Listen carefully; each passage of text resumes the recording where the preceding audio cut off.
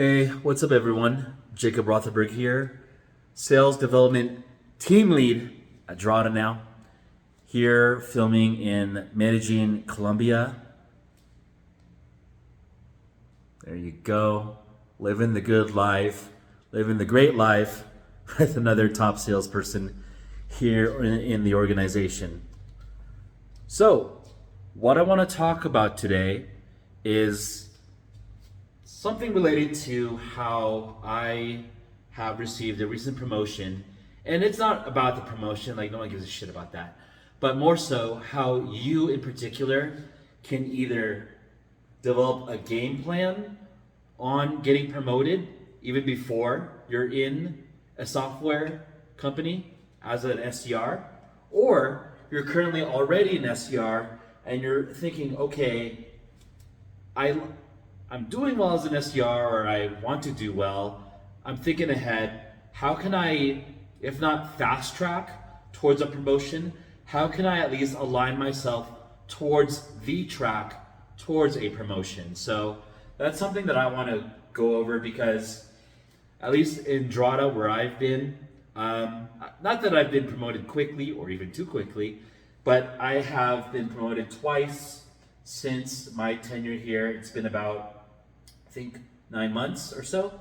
And I think I have some things that I can share with you that can help you get promoted faster. And it's not just about hitting or surpassing quota.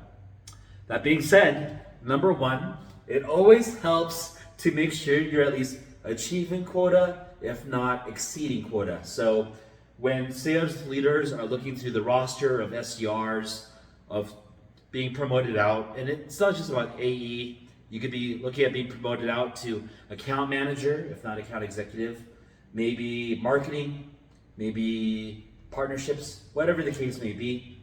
The first criteria is, okay, has this individual shown the coachability, the work ethic, and also the sales ability to be in consideration for another role?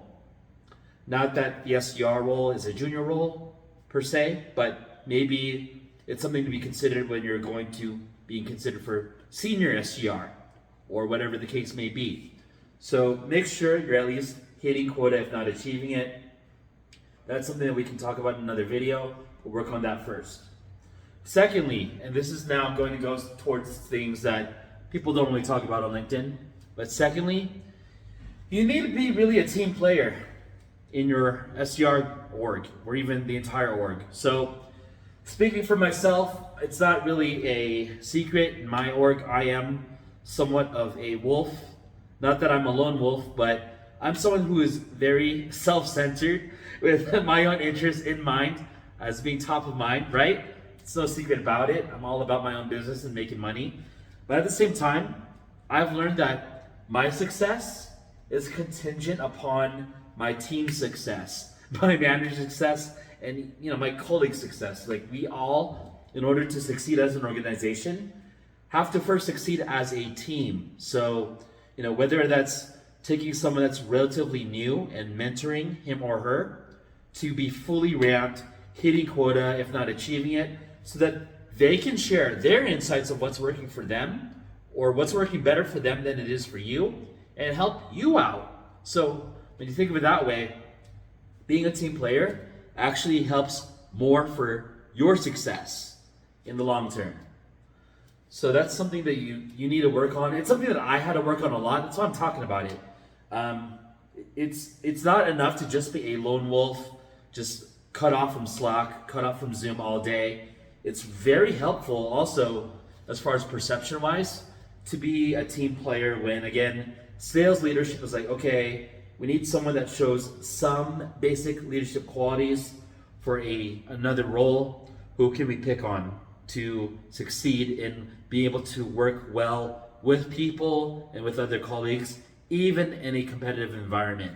So that's something you have to work on as well. Third, I wanted this to be a shorter video. So third, there could be more points, but something that I have seen as well between myself and maybe colleagues in other companies, maybe colleagues that weren't even promoted at all, is that you also have to be easy to work with both management and also being easy to confide with, and just be a trustworthy person with management and with leadership. So where the hell am I going with this? Look, if leadership says, hey, we're going to give you this piece of information, keep it confidential, don't tell your colleagues about it, guess what? Guess what you should do? You should just give it out to the whole world. No, what you should do is actually respect your manager's wishes. If leadership says something needs to be kept confidential, keep it a secret, right? So it could even be something as basic as, hey, we're going to launch this initiative next week. However, we don't want questions being lodged our way yet. Just please keep it confidential. Okay, look, I'll be very blunt. If your dumbass can't keep a secret that is basic for 7 days, all right, how is anyone going to trust you with a more important initiative or with more confidential information if you can't even keep something basic a secret or confidential? So, it's always cool to be, one of the boys or one of the girls in the locker room, but, someone that can't keep things confidential is not going to be trusted by anybody. Like, you might think that your boys or your girls are going to build rapport with you by leaking secrets, but guess what?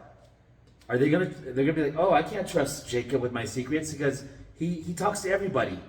Instead, it might be just better to be the hard ass. Like, yeah, Jacob's loyal. I can't get any info from him, but guess what?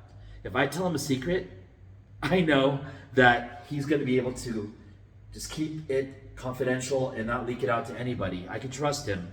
And that's something that's important, whether you're going to be moving up to a different role or moving up the chain, perhaps in leadership. So that's something you have to consider. Likewise, along with being trustworthy, again, just being easy to work with. Whether you're just having interpersonal communications with your manager or such, don't be a pain in the ass to work with. Just respond reasonably quickly. Don't cause a lot of BS. Don't bring up locker room drama. Don't bring up drama from your own personal life if you can help it. Okay, like if things significantly happen, like a death in the family, God forbid, of course, it's human to talk about that, even in a professional setting. But you always want to remain a true professional. Be a little bit more formal in your communication. Like, of course, it's fine, I guess, occasionally to shoot the shit with your manager, whatever. But as you're approaching promotion or you want to move up the chain in an org for leadership, it's always beneficial to still retain a degree of formality, even if it's just sparing away from using curse words or whatever in correspondence. So keep that in mind as well. You want to remain professional when you're interacting with leadership. Along with that, again, just common sense with being promoted.